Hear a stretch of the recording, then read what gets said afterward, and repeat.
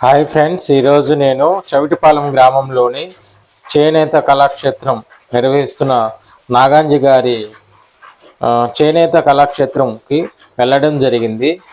అయితే ఈ చేనేత వారిని పద్మశాలీలు అని పిలుస్తారు. అసలు పద్మశాలీలు అంటే ఏంటంటే పద్మము వంటి తేజస్సు కలవారు లేదా జ్ఞానము కలవారు అని దీని అర్థము. అయితే పూర్వము పద్మము యొక్క కాండము నుంచి వస్త్రాలు చేసి దేవతలకు సమర్పించేవాళ్ళు అనమాట. అందుకని వీరిని పద్మము వంటి లేదా పద్మము వంటి తేజస్సు లేదా జ్ఞానము కలవారని కూడా అంటారు.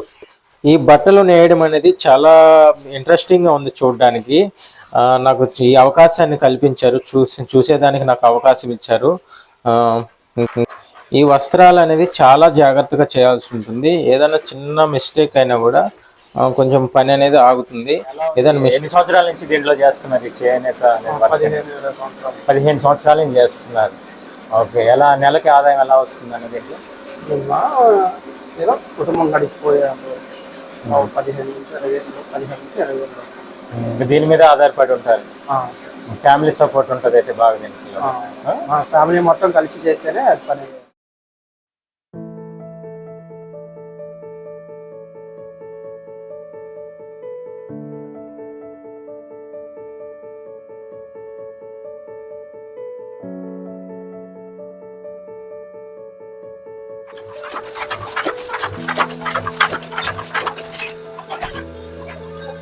మొత్తం కలిసి చేస్తేనే పని.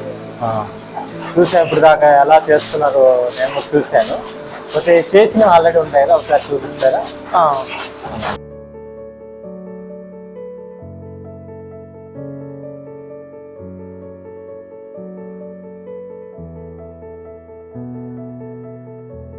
ఇది కష్టము, ఈ వర్క్ అనేది చాలా కష్టము. చరిత్ర చాలా పెద్ద చరిత్ర. బట్టల గురించి టాపిక్ వస్తే చీరాలు అంటారు. మొత్తం మగ్గం వర్క్ అంటే మొత్తం అక్కడే చీరాలే. మొత్తం మెటీరియల్ మొత్తం చీరాలు. మెటీరియల్ అంతా కూడా చీరాలు.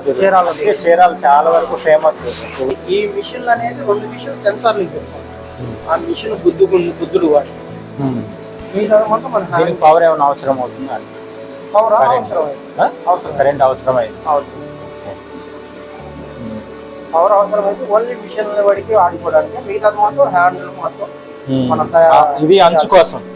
అంచు ఇటు సైడ్ అటు సైడ్ అంచుకి సెట్ చేస్తారు.